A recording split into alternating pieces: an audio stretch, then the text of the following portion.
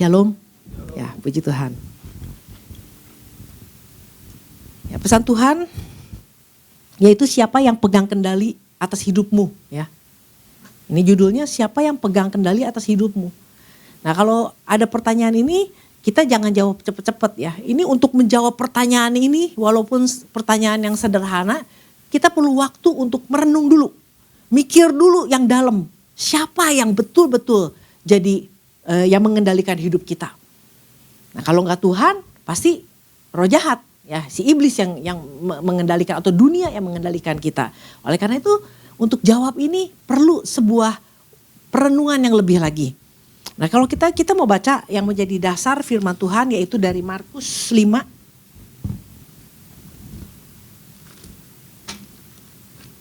Ayat yang kedua, ketiga. Ini yang menjadi dasar pesan Tuhan buat kita ya. Baru saja Yesus turun dari perahu, datanglah seorang yang kerasukan roh jahat dari perkuburan menemui dia. Orang itu diam di sana dan tidak ada seorang pun lagi yang sanggup mengikatnya sekalipun dengan rantai. Karena sudah sering ia dibelenggu dan dirantai, tetapi rantainya diputuskannya dan belenggunya dimusnahkannya. Sehingga tidak ada seorang pun yang cukup kuat untuk menjinakkannya. Nah, jadi ini Yesus sengaja ya, kalau kita baca dari Markus 4 ayat yang ke-35 itu, Yesus sengaja datang ke Gerasa atau ke Gadara untuk orang yang memulihkan orang yang sedang dirasuk ya. Nah, kalau kita lihat bahwa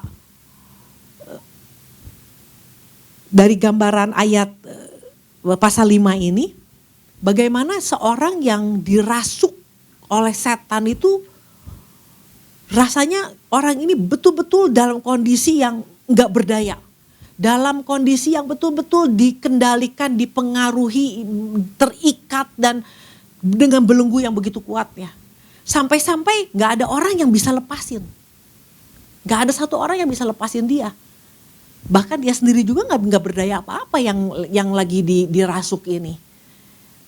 Nah, jadi yang hanya bisa melepaskan dan memerdekakan orang Gerasa ini adalah Tuhan Yesus. Makanya Yesus sengaja datang ke situ untuk memulihkan keadaan orang ini. Nah, kalau kita lihat dari ini sebuah gambaran ini, coba direnungin deh.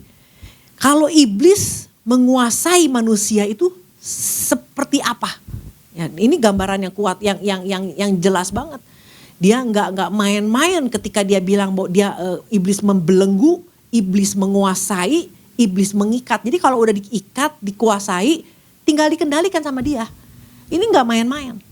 Jadi gini, iblis itu bukan lawan kita loh sebetulnya. Dia lawannya Yesus. Dia adalah musuh Yesus. Bukan kita. Tapi karena kita anak-anaknya Tuhan, kita adalah orang-orang pilihannya Tuhan, makanya iblis pun jadi musuh kita. Nah, kita nggak bisa lawan iblis. Nah, oleh karena itu gini, Tuhan kasih kita kuasa.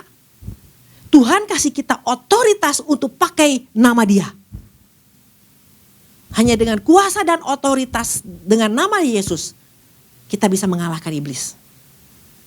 Hebat gak coba? Sebenarnya dia musuhnya Tuhan. Tapi Tuhan kasih kuasa buat kita. Dari mana kuasa itu? Apakah kalau kita jadi anak Tuhan kita tiba-tiba jadi kuasa? Enggak. Kamu akan menerima kuasa kalau Roh Kudus turun ke atas kamu. Artinya yang punya kuasa adalah orang-orang yang udah dipenuhi oleh Roh Kudus. Orang-orang yang berjalan di dalam jalan-jalannya Tuhan, orang yang punya hubungan dengan Tuhan. Jadi bukan cuma sekedar pakai nama Yesus, tapi betul-betul punya hubungan sama Tuhan. Adalah orang-orang yang bisa yang bisa mengalahkan iblis. Tapi intinya gini, inilah sebuah bayangan, sebuah gambaran tentang orang yang dikuasai. Nah, kalau kita lihat bahwa hari-hari ini ya di Amerika sana, ini iblis udah mulai menampakkan dirinya. Dan orang-orang yang banyak artis yang bukan hanya dia dikuasai dan tanpa sengaja dia dikuasai, tapi orang artis-artis ini sengaja menjual jiwanya kepada iblis supaya apa? Ngetop, supaya bisa dapat banyak uang. Mereka jual jiwanya. Nah begitu jiwanya dijual, hari itu juga mereka sudah dirasuk. Mereka sudah dikuasai sepenuhnya oleh iblis. Nah kalau kita bicara tentang dirasuk itu nggak selalu harus jadi orang gila gitu ya. Kayak orang yang di Gerasa nggak selalu harus kayak gitu. Dirasuk itu artinya jiwanya udah dikuasai. Jiwanya udah dibelenggu. Dan buat iblis itu udah cukup. Nah kalau orang udah dibelenggu gini, ini orang-orang yang dibelenggu akan mengikuti apa kemauannya iblis. Ya kalau iblis bilang bunuh dia, bunuh. Curi, curi. Suruh berbuat apa aja, udah mau aja. Karena udah memang namanya dibelenggu. Nah pertanyaannya gini. Apakah orang percaya bisa dikuasai oleh iblis? Bisa. Kita boleh bilang kita orang Kristen. Tapi apakah iblis bisa menguasai kita? Bisa. Kalau apa? Kalau kita jadi orang percaya, tapi Tuhan sudah tidak lagi bertahta di dalam hati kita. Makanya kan kita waktu ikut Tuhan, awal kita terima Yesus kan kita disuruh doa untuk undang Yesus masuk ke dalam hatimu. Sebagai satu-satunya Tuhan, satu-satunya juru selamat, satu-satunya raja dalam hidupmu.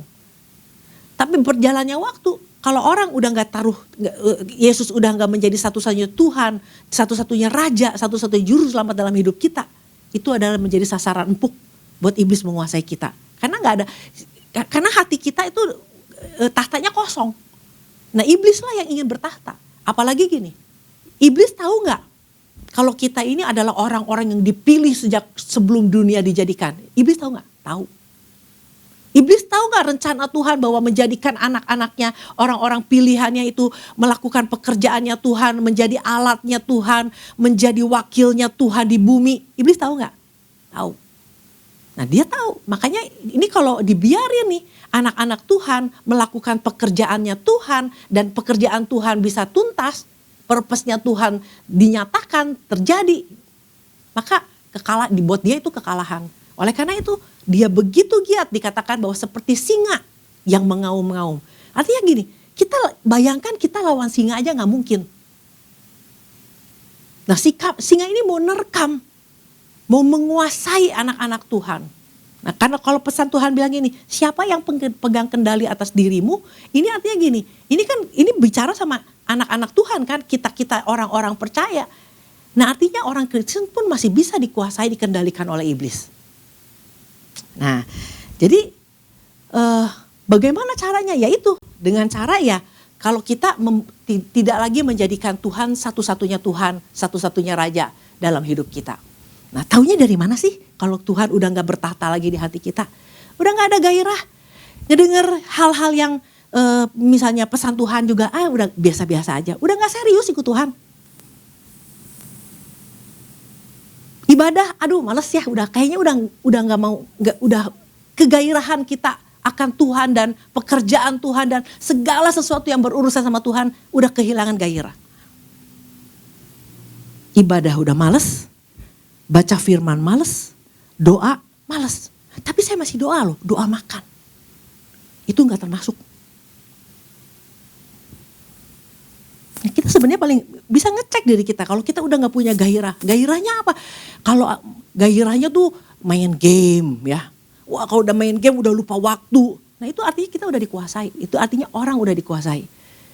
Nonton, sinetron, drakor atau apalah. Pornografi. Nah biasanya orang yang udah dikuasai.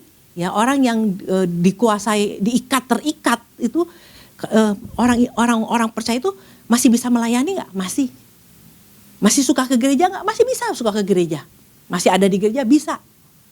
Nah tapi biasanya orang-orang yang terikat ini dikatakan bahwa ini adalah kehidupan rahasianya dia. Masih terikat ini, masih terikat itu, masih melakukan ini, melakukan itu akhirnya menjadi orang Kristen yang punya dark side. Dia tutupi itu. nggak ingin dilepaskan. Nah itu yang namanya kalau udah nggak pengen dilepaskan, dia udah dirasuk sebetulnya, sudah terikat. Nah kalau orang udah melakukan itu kan udah malas sama urusannya Tuhan, udah nggak serius. Nah sekarang saya mau mengajak kita untuk sama ya, di dalam Lukas 11 ayat yang ke-23 dikatakan, kita lihat nih Lukas 11 ayat yang ke-23. Kita sering dengar ayat ini. Siapa yang tidak bersama aku, ia melawan aku, dan siapa yang tidak mengumpulkan bersama aku, ia mencerai-beraikan.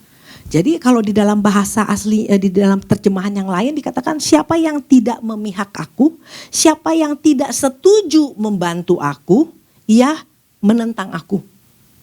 Dan siapa yang tidak mengumpulkan bersama aku, siapa yang tidak membantu aku, siapa yang tidak membantu aku di dalam pelayanan, ya, ia mencerai-beraikan. Artinya ia merusak pekerjaanku, ia membuat orang lari atau menjauh daripadaku. Jadi ini serius loh. Kalau kita gak lagi bersama-sama dengan Tuhan, kita tidak mau membantu lagi pekerjaannya Tuhan, karena memang kita dipilih, diselamatkan Tuhan untuk sebuah pekerjaan yang sudah Tuhan persiapkan. Dan kalau kita tidak bersama Tuhan, kita sedang menentang dan merusak pekerjaannya Tuhan. Nah iblis tahu banget ini nih. Makanya gini, kalau kita lihat orang Gerasa ini waktu dia udah dibebaskan, dia bilang sama Yesus, saya mau ikut dong, mau bergabung sama Yesus. Terus Yesus bilang gini, jangan, kamu kerjaan kamu di sini, kamu lakukan pekerjaanku di sini. Bawa orang datang sama aku, kamu harus memberitakan tentang kebenaran ini. Nah memang itu panggilan kita, panggilan semua orang. Untuk apa? Untuk melakukan pekerjaannya Tuhan. Jadi kalau kita baca di Alkitab, beberapa orang yang udah diselamatkan, beberapa orang yang udah terima kesembuhan, waktu mereka mau ikut Tuhan, Tuhan bilang jangan, kamu tetap melakukan. Jadi memang panggilan orang-orang adalah, anak-anak Tuhan adalah menjadi alatnya Tuhan untuk memberitakan kebenaran tentang Tuhan. Nah, saya mau mengajak kita juga melihat ini tentang seorang yang namanya Saul, ya, Raja Saul. Kita udah sering dengar cerita tentang Raja Saul, tapi biar pagi hari ini kita pelajari lagi mengenai Raja Saul ini. Saul ini adalah seorang yang boleh dibilang dipilih sama Tuhan, ya. Jadi dia bukan, walaupun gini, pada saat itu rakyat Israel berseru-seru sama Tuhan, kita minta raja, kita gak mau dipimpin sama seorang nabi, kita mau dipimpin sama raja. Nah waktu berseru-seru pengen minta raja, lalu Tuhan kabulkan, ya. Nah akhirnya yang terpilih menjadi raja atas Israel adalah Saul, raja pertama atas Israel. Nah Saul ini bukan orang sembarangan loh, dia orang kaya. Walaupun dari suku Benyamin, dari suku paling kecil di Israel, tapi dia orang kaya dan orang ganteng sama orang tinggi. Ini secara fisik ini Saul luar biasa.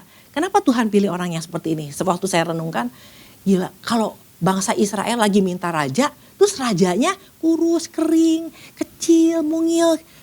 Tuhan ganti rajanya, aku minta raja yang kaya, raja yang ganteng. Pasti gitu, Tuhan udah kasih yang menurut pandangan manusia kan cuma lihat apa yang ada di depan mata kan, melihat penampilan. Tuhan udah kasih raja yang betul-betul ganteng, tinggi, kaya.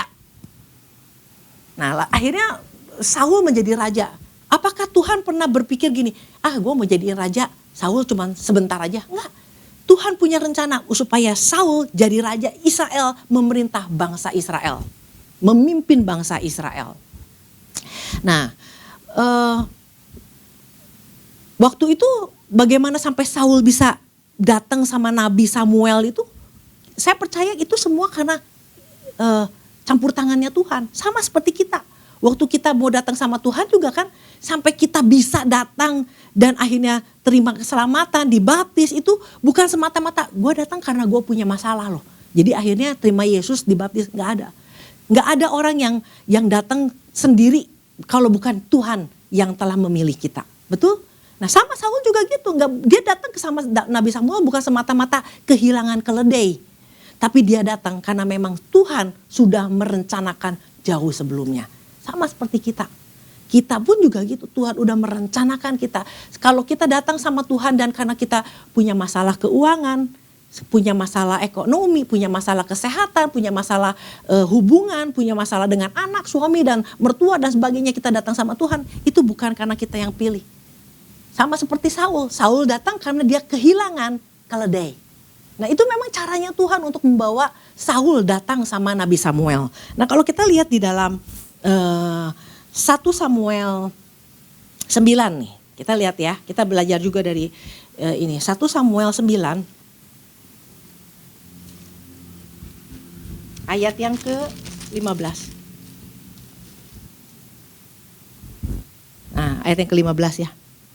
Ayat ke-15. Tetapi Tuhan telah menyatakan kepada Samuel sehari sebelum kedatangan Saul demikian. Besok kira-kira waktu ini aku akan menyuruh kepadamu seorang laki-laki dari tanah Benyamin. Engkau akan mengurapi dia menjadi raja atas umatku Israel. Dan ia akan menyelamatkan umatku dari tangan orang Filistin. Sebab aku telah memperhatikan sengsara umatku itu karena teriakannya telah sampai kepadaku. Jadi Tuhan memilih Saul itu menjadi raja bukan karena dia tiba-tiba datang, tapi karena memang Tuhan sudah mengatur semuanya. Tuhan pegang kendali atas segala sesuatu supaya apa rencana Tuhan dinyatakan. Nah berjalannya waktu ternyata gini, Saul dikasih kesempatan untuk jadi raja, ternyata dia tuh memang hatinya bukan untuk Tuhan. Nah ini masalahnya di sini, hatinya bukan untuk Tuhan. Jadi walaupun dia ditetapkan Tuhan menjadi raja, makanya dia hidup di dalam ketidaktaatan, dia selalu menentang, Tuhan suruh apa dia nggak ikutin karena memang Tuhan nggak bertata di hati dia. Nah jadi artinya gini loh, kita juga mesti ingat gini, kalau memang satu saat Tuhan kasih pernyataan tentang ini dan itu, tentang seseorang, nah kalau sampai nggak jadi, bukan karena salah Tuhan ya, karena memang orang ini nggak meresponi panggilan Tuhan. Sama seperti Saul. Nah, jadi walaupun Tuhan telah memilih sedemikian rupa, Tuhan telah memilih kita menjadi anaknya, menjadi orang percaya juga, semuanya tergantung dari kita. Apakah setelah kita menjadi anak-anak Tuhan, kita meresponi, kita menjadikan Tuhan satu-satunya Tuhan dan Raja dalam hidup kita, semua tergantung kita. Nah, ternyata Saul bukan tipe yang seperti itu. Dia memilih untuk mau jalan caranya sendiri. Waktu dia disuruh membunuh Agag ya, orang Filistin, dia nggak bunuh semuanya karena memang dia selalu menentang apa yang Tuhan mau. Jadi hidupnya, kalau orang udah nggak punya Tuhan di dalam hatinya, maka dia selalu berjalan maunya jalan-jalan sendiri aja. Nah kalau kita baca lagi nih dari kehidupan Saul ya, dari 1 Samuel 14 ayat yang ke-18. Jadi akhirnya saya belajar juga nih tentang Saul ya. Nah 1 Samuel 14 ayat yang ke-18. Jadi ini waktu kejadian ini adalah ketika bangsa Israel mau melawan orang Filistin ya. Nanti baca sendiri aja di rumah. Nah lalu kata Saul kepada Ahia, bawalah baju efod kemari karena pada waktu itu dialah yang akan memakai baju efod di antara orang Israel. Tetapi sedang Saul berbicara kepada imam itu, maka kian lama kian bertambahlah keributan di perkemahan orang Filistin. Sehingga Saul berkata pula kepada imam itu, biarlah. Nah waktu awal-awal saya baca ini saya nggak ngerti. Nah tetapi setelah baca dari terjemahan yang lain jadi saya baru paham. Jadi gini, ternyata Saul gini, pengen sih dia melibatkan Tuhan gitu ya. Jadi ini sebenarnya bawalah baju efod kemari. Sebenarnya dia bukan minta baju efod. Di sini dikata bawalah ark ya. Ark itu tabut perjanjian. Nah tabut perjanjian pada zaman waktu itu adalah kehadiran Tuhan. Jadi waktu dia mau menghadapi Filistin, dia pengen melibatkan Tuhan. Cuman karena memang hatinya nggak condong sama Tuhan ya. Jadi waktu terjadi keributan mulai keramaian, waktu imam udah bawain tabut perjanjian, udahlah nggak usah lah gitu. Jadi dikata biarlah gitu. Jadi artinya dalam arti yang lain dikatakan, gue nggak punya waktu untuk bertanya sama Tuhan. Beda sama Daud kan. Daud waktu dia dilemparin batu, bagaimana dia tetap cari Tuhan, menguatkan kepercayaannya sama Tuhan. Di tengah keramaian anak-anak buahnya, dia tetap cari Tuhan. Tapi dia enggak. Saul tuh nggak tipe yang kayak gitu karena memang hatinya nggak sama Tuhan. Nah, jadi kalau kita ikut Tuhan pun juga coba cek lagi, jangan-jangan kita ikut Tuhan cuma sekedar pengen status, tapi kita nggak sungguh-sungguh ikut Tuhan. Nah kalau baca lagi selanjutnya, di ayat yang selanjutnya dikatakan bahwa sebenarnya gini, setelah 2 tahun Saul menjadi raja, dia baru namanya membuat mezbah untuk Tuhan. Jadi ini orang gak serius banget ikut Tuhan. Jadi raja pilihannya Tuhan tapi gak serius. Nah sampai akhirnya kalau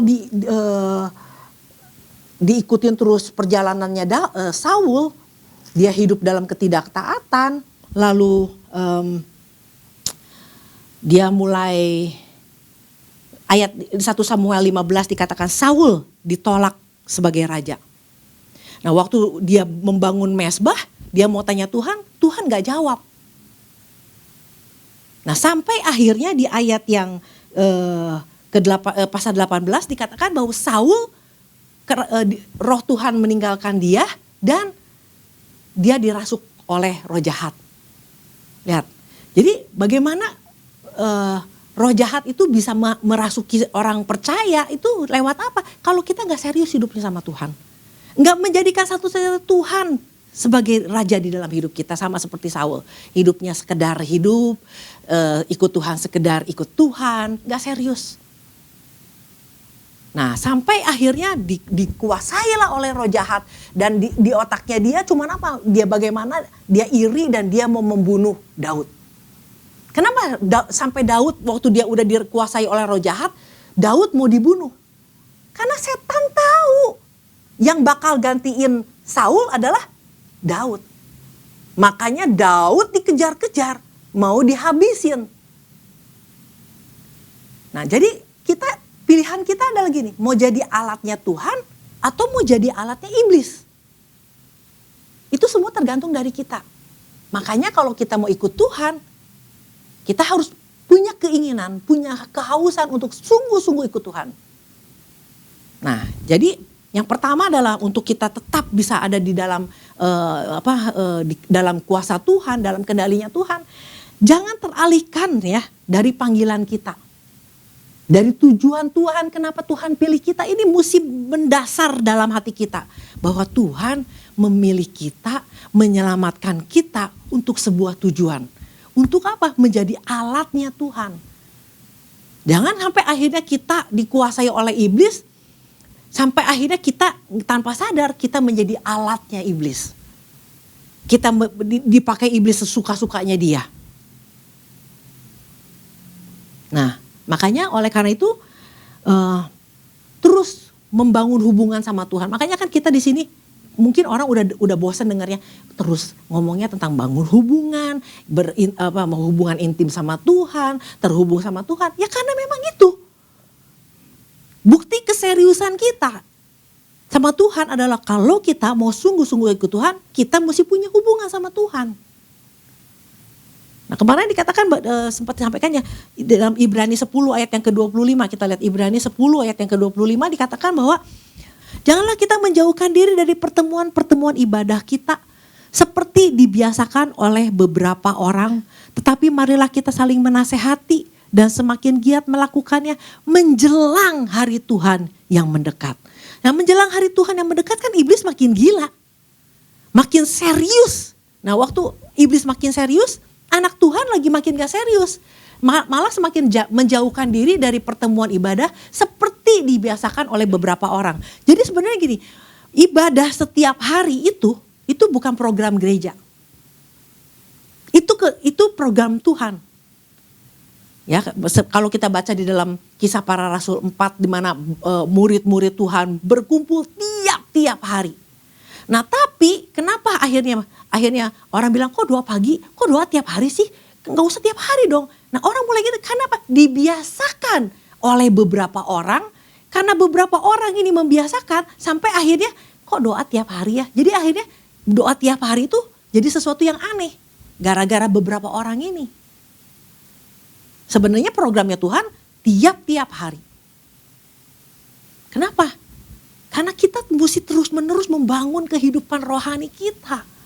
Harus terus-menerus tahu nih, kalau kita nggak pernah ibadah, jarang datang, jarang dengar firman Tuhan, jarang dengar khotbah, jarang ke gereja ya. Kadang-kadang kita lupa tujuan kita dipanggil Tuhan apa sih. Nah, mulailah orang percaya hidup di luar tujuannya Tuhan. Mulai hidup dengan tujuan diri sendiri. Nah, ini yang membahayakan. Makanya kenapa terus-menerus diingatkan. Makanya kita mesti bersyukur. Seminggu sekali kita dapat pesan Tuhan itu. Dan tiap hari kita dengar pesan Tuhan. Ini kita mesti bersyukur banget. Karena sekali lagi, lawan kita bukannya sebenarnya iblis itu bukan lawan kita. Dia musuhnya Tuhan. Tapi kita dikasih kuasa untuk menghadapi itu. Tuhan bilang supaya penuh Roh Kudus, supaya berjalan kuasa dan otoritas, supaya punya hubungan, supaya apa? Kita menjadi orang-orang hebat di bumi. Bukan hanya kita jadi orang yang hebat, tapi kita juga bisa melepaskan orang yang lagi terikat. Nah, jadi orang yang akhirnya merasa nyaman lah di rumah juga nggak apa-apa, ibadah online sama aja. Siapa yang bilang di sini ibadah online sama? Nggak sama. Jelas nggak sama. Nah, yang kedua adalah gini, kalau kita mau terus-menerus dikendalikan sama Tuhan ya, kita mulai melalui pesan ini kita mulai cek diri kita nih. Jangan-jangan saya punya dark side nih, punya sisi gelap saya nih, yang punya kebiasaan buruk, keterikatan yang selama ini saya sembunyikan. Coba cek dah. Kalau kita gini, kalau kita nggak mau mengakui, artinya kita masih suka. Gue masih suka diikat. Gue masih demen dengan apa yang gue lakukan hari-hari ini. Nah, kalau masih demen, orang mau lepasin pun nggak bisa. Karena apa? Dia masih masih suka diikat. Tapi kalau kita merasa bahwa apa yang ada pada kita nih, kehidupan yang mengikat kita tidak nyaman, mulai datang sama Tuhan dan bertobat. Kalau perlu datang sama gembala, minta dilepaskan. Nah, ini kalau kita pernah dengarlah kisah tentang seorang gembala ya. Bagaimana gembala ini mengajarkan tentang hubungan keluarga. Ya, dia membicarakan tentang keluarga seperti apa, anak-anak, hubungan dengan suami, istri dan sebagainya, tentang keluarga aja pokoknya. Nah, dia punya sisi gelap. Dia punya keterikatan dengan pornografi. Nah, akhirnya apa? Akhirnya dia berakhir di penjara. Karena apa? Dia selama ini dia tahu itu salah tapi tidak mau dilepaskan. Nah, jadi jangan main-main ini. Kalau kita tahu kita lagi terikat, kita lagi terbelenggu, datang sama gembala, minta dilepaskan. Datang sama Tuhan, bertobat. Karena kalau Tuhan memerdekakan kita, kita akan sungguh-sungguh merdeka. Jangan mau diperalat sama setan. Jangan mau kita dikuasai sama setan. Jangan mau kita dikuasai oleh apapun juga, hal-hal dunia, keinginan dunia, jangan mau. Jangan sampai kita menjadi orang percaya yang datang ke gereja tapi kita punya dark side. Punya sisi gelap. Punya hidup yang rahasia yang kita masih simpan. Nah, itu sampai kapanpun juga kita gak akan pernah bisa naik ke atas. Sampai kapanpun kita gak akan pernah sampai ke tujuannya Tuhan. Minggu lalu kan kita diingatkan Tuhan sedang membawa kita naik. Nah, kalau kita punya dark side, kalau kita punya kehidupan rahasia yang merupakan keterikatan kita sama hal-hal yang jahat, sampai kapanpun kaki kita akan terikat untuk tidak bisa naik. Bahkan kalau sampai rapture pun kita gak akan bisa naik karena ada yang mengikat kita. Nah, oleh karena itu biarlah melalui pesan Tuhan ini kita cek lagi kondisi kita. Apakah betul kita masih punya keterikatan dengan sesuatu nih yang menghalangi kita untuk kita dapat sungguh-sungguh serius datang sama Tuhan. Dan kita lihatlah kehidupan Saul. Bagaimana Saul akhirnya menjadi orang yang Tuhan roh jahat mencuri dia dan membinasakan dia sampai betul-betul binasa. Dan itu bukan dalam rencana Tuhan. Kalau Tuhan melihat orang yang terikat aja dia sengaja datang untuk memerdekakan. Dan melalui pesan Tuhan ini kita diingatkan, kalau ada di kita yang masih punya keterikatan apapun juga, Tuhan mau kita dilepaskan dan dimerdekakan. Demikian firman Tuhan, Tommy.